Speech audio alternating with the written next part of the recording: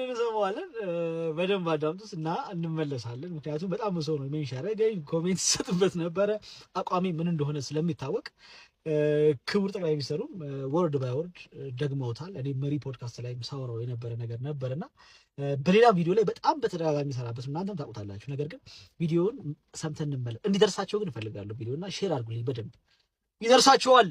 ምክንያቱም እንኳን የነከሌም እየደረሳቸው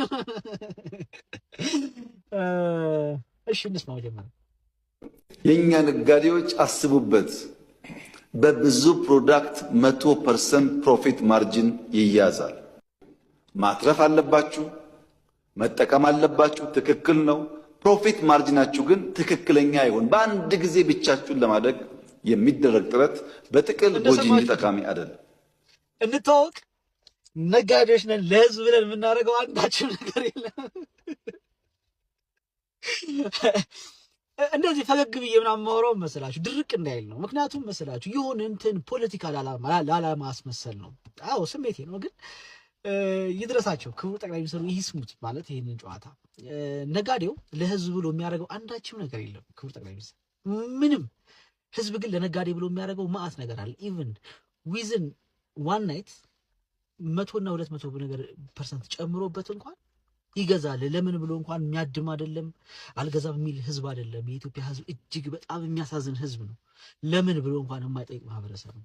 ሶ ለነጋዴ ብሎ ህዝብ ግን ያረጋል። ነጋዴ ግን ለህዝብ ብሎ የሚያደርገው ነገር የለም። በምሳሌ ላዋዛው ላጽዳው። በአቬሬጅ በቀን 3 እና 4 ካርቶን የምሸጠውን ዕቃ ድንገት አንዱ ደውሎ 20 ካርቶን ካለኝ ወላሂ ለአዚም አልሸጥለትም። የማልሸጠው ለምንድን ነው? አለመሸጥ ብሩ ሳያስፈልገኝ ቀርቶ እኮ አይደለም። ያለ ምክንያት 20 ካርቶን ሊገዛኝ አይችልም ብዬ ስላሰብኩኝ ነው።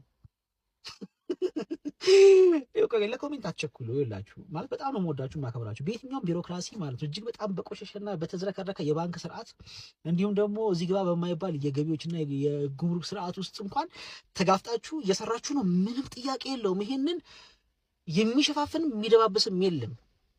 ምንም ጥያቄ የለውም። ነገር ግን ነገ የተሻለች ሀገር ለመገንባት የሁላችንም ትብብር ነው ሀገር ሊቀይር የሚችል።